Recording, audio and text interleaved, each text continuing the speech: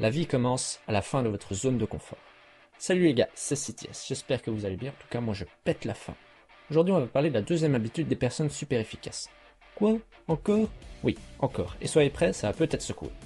Imaginez-vous ceci, vous marchez le long d'une longue rue qui conduit au funérarium. Vous rentrez, vous remarquez les fleurs, rentrez dans une pièce à gauche, vous penchez au-dessus du défunt, et là, vous tombez face à face avec vous-même. Vous êtes à votre propre enterrement, à quelques années d'ici. Vous vous asseyez et regardez le programme. 4 personnes vont prononcer un mot. Votre famille, vos amis, vos collègues et votre compagne. Qu'avez-vous achevé? Quel genre de personne étiez-vous? Quelle contribution avez-vous apporté? Et que voudriez-vous qu'ils disent et pensent lorsque ce jour arrivera vraiment? Soyez honnête, si ce jour-là était demain, diraient-ils ce que vous voulez? Pour la majorité d'entre nous, ce ne serait pas la même chose. Et c'est normal vu que la plupart des personnes qui fréquentent cette chaîne ont entre 20 et 30 ans, mais même. Est-ce que si vous continuiez sur votre lancée, vous arriveriez à ce résultat? Je ne pense pas. Et c'est là que la deuxième habitude intervient. Commencez avec la fin en tête. Ça veut dire commencer avec une image bien définie de votre destination. Ça veut dire savoir où vous êtes et où vous allez pour ne pas se tromper de direction. Combien de personnes se battent, travaillent dur pour monter l'échelle du succès, et une fois au-dessus, se rendent compte que l'échelle n'est pas contre le bon mur. Sans cette habitude, vous pourriez travailler dur toute votre vie, et vous rendre compte à la fin que vous n'êtes pas satisfait. Vous n'avez pas travaillé pour la bonne chose. Ce qui compte pour vous. Pour vous. Pas pour vos parents ou votre enseignant. Pour vous. Suite à cette expérience, vous avez peut-être réalisé ce que vous vouliez vraiment, et je vous le souhaite. Ceci est basé sur le concept que tout est créé 2 fois.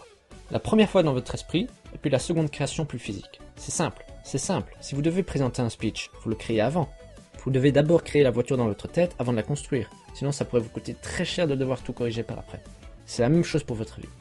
D'abord dans votre tête, puis en vrai, sinon ça va vous coûter cher. Le leadership est la première création. À ne pas confondre avec le management, c'est une erreur que font beaucoup d'entreprises. Le management, c'est faire les choses de la bonne manière. Le leadership, c'est faire les bonnes choses. En tant que leader de votre vie, vous ne pouvez pas tout planifier. Il peut toujours y avoir des imprévus et il y en aura. Mais vous pouvez vous équiper d'une boussole. Cette boussole est un des outils les plus importants dans la vie.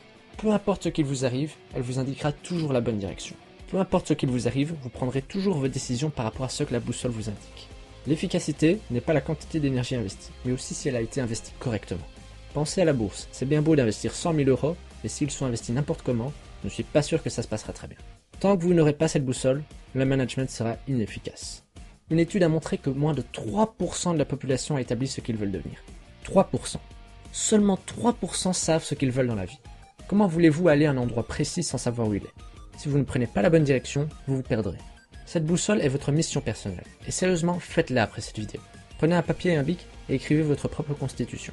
Et prenez toutes vos décisions en fonction. Ça ne vous prendra que 5 minutes, faites-le.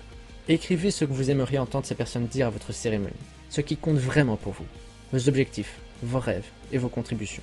Notre environnement change, et il change de plus en plus vite. Ça démoralise beaucoup de personnes qui finiront par devenir réactives et abandonner leurs rêves, en pensant que ça viendra tout seul. La réactivité, la procrastination, le manque de volonté, sont tous des symptômes d'un manque de sens dans la vie. Rendez-vous service. Donnez-lui-en. Et voilà les gars, j'espère que vous avez aimé. Si c'est le cas, laissez un bon gros pouce bleu, ça me ferait super plaisir. Et surtout, abonnez-vous pour la suite.